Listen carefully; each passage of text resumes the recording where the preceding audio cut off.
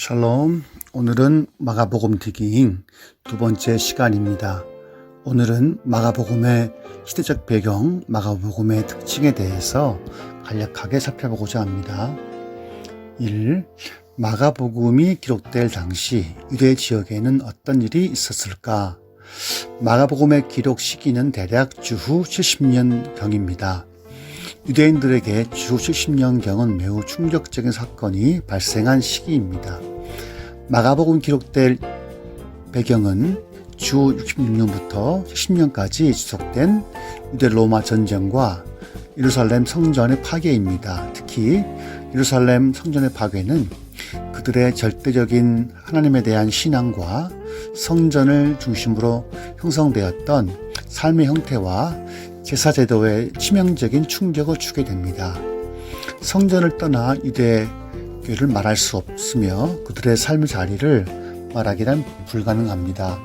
예루살렘 성전은 예수님의 예언대로 주 70년경 로마의 디도에 의해 돌 하나도 돌 위에 남지 않고 다 파괴됩니다.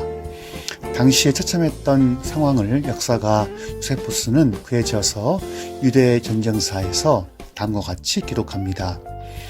무장을 하지 않는 힘없는 일반 주민들은 로마군에 잡히는 대로 목이 잘려 살해당했다. 이리하여 제단 주위에는 시체가 산더미처럼 쌓이게 되었고 성전 본당의 계단을 따라 살해된 자들의 피로 바닥은 피바다를 이루었으며 위에서 살해된 시체들이 바닥에 많이 굴러 떨어지기도 하였다. 로마군이 예루살렘을 포위하고 예루살렘이 파멸될 때까지 포로로 잡힌 인원은 9만 7천 명에 이르렀으며 사망자 수는 약 110만 명에 이르렀습니다. 심지어는 전쟁 중 극심한 기근 때문에 어미가 자식을 잡아먹는 극단적인 일까지 벌어지게 됩니다. 이런 맥락에서 기록된 것이 바로 마가복음입니다. 그렇다면 이런 비참하고 처참한 상황 속에서 처한 이방 그리스도인들에게 마가는 복음서를 통해 어떤 내용을 말하고 싶었을까요? 2. 승리자 그리스도를 선포하는 마가복음. 마가복음은 다른 복음서에 비해 어떤 특징이 있을까요? 먼저 마가복음은 예수님을 승리자 그리스도로 선언합니다. 마가복음 1장 1절이 굳이 하나님의 아들 예수 그리스도의 복음의 시작이라고 한 것은 예수 그리스도 자체가 승전보임을 강조하고 싶었던 것입니다. 복음에 해당하는 헬라어 유앙겔리온은 당시 전쟁에서 승리를 전하는 승전보라는 의미였습니다. 마가복음이 다른 복음서에 비해 예수님의 초자연적인 이적과 기사가 많이 기록되어 있습니다. 1장부터 8장까지 15개의 이적을 소개합니다.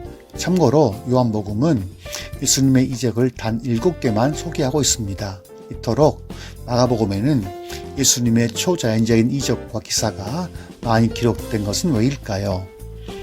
아마 마가는 예수님이 하나님의 아들로 능력을 행하시고 이적을 베푸시는 승리자 그리스도로 소개하고자 했던 것으로 보입니다.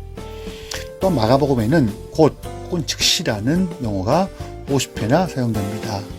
마가복음에 기록된 예수님은 늘 부지런히 움직이시는 분이십니다. 이렇게 마가복음은 지체하지 않고 끊임없이 움직이시는 예수님을 소개합니다.